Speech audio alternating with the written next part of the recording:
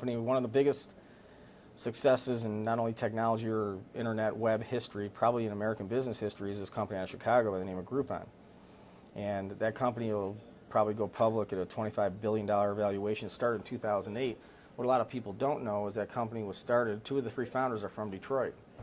And they happened to move, they went to University of Michigan, happened to move to Chicago because we didn't have what would probably be looked upon as sort of one of the places, for technology entrepreneurs to park themselves in a city downtown. So we missed that. And not only is Groupon going to have all the great stuff that goes on with Groupon, but there'll be a whole bunch of companies that come up and sprout up around them in downtown Chicago. That should have been in Detroit, and that's a shame. And so we can't miss the next one. So when I talk about Detroit and how crucial it is for the urban core in downtown to have this sort of very exciting, passionate, creative idea and business place, it's not just on attracting what exists now, but it's making sure the next big one that gets created from people who are from here, especially, it doesn't happen somewhere else. I mean, we created Detroit Venture Partners, which is a venture fund that funds, not growth stage, but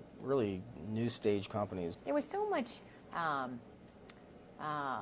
hope and belief in the city of Detroit. Now you have Mayor Dave Bing. I mean, do you still have that same hope and belief, and how do you sell it to young people? Well, I think something very special is going on down here right now, and those of us who are down here feel it and know it, and the people who are not here maybe are starting to hear a little bit about it, but especially in the last year and a half, and it's gaining momentum, and I think a year from now and 2 years from now it'll be a whole different story. The Renaissance Center is full. Did you know that? I didn't. It's full. The Chase Building here will be full. CompuWare is full. Madison Building is full. First National is across the street. It's about 2/3 full. You know what the thing is Detroit's running out of office space in the core. A lot of people don't realize that. And also people talk about, why don't you live downtown here? If you're an entrepreneur or a real estate entrepreneur, you better get down here and start building some stuff, because they're running out of inventory for the type of housing, the lofts and the condos in the central core here that a lot of young folks want to live in. So everybody kind of thinks it's maybe this huge supply and there's nobody here. It's actually sort of becoming the opposite. I was told that you spend half your life building your businesses and building Quicken Loans, and now you really want to build Detroit.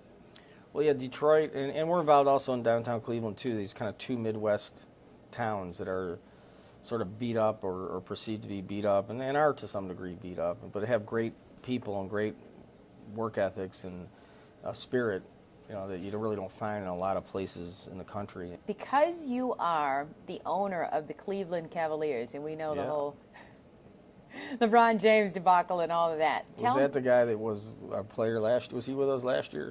Yeah, I remember. Yeah. Like when you saw this new guy buy the Pistons, did you ever want to buy the Pistons? Well, the Pistons aren't a Detroit team.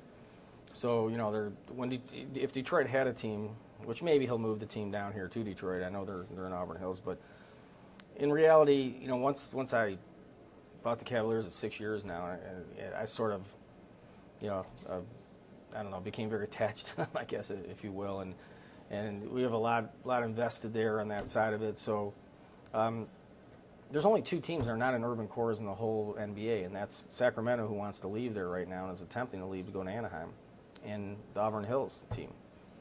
So I'm not really a fan of any sports team, whether I was an owner or not, of being in sort of a outlying, very rural area where people sort of park in cold months and have to walk across asphalt 200 yards to get in, and there's no other really economic benefits that accrue, to the immediate area. Now, when you come to Comerica here and you go to the Tiger game or go to the Wings game at the Joe, it's an event. It's not just an event for the game, but before the game, after the game, there's just a lot of activity. I think that sports teams really need to be in the urban cores for them to be successful and for them to have the most impact on the cities that they're in. So would you ever invest in another Detroit sports team if it's in the city of Detroit? Well, I couldn't in the NBA based on the rules. You can't own 2 teams. But you never know. Hey, you never know.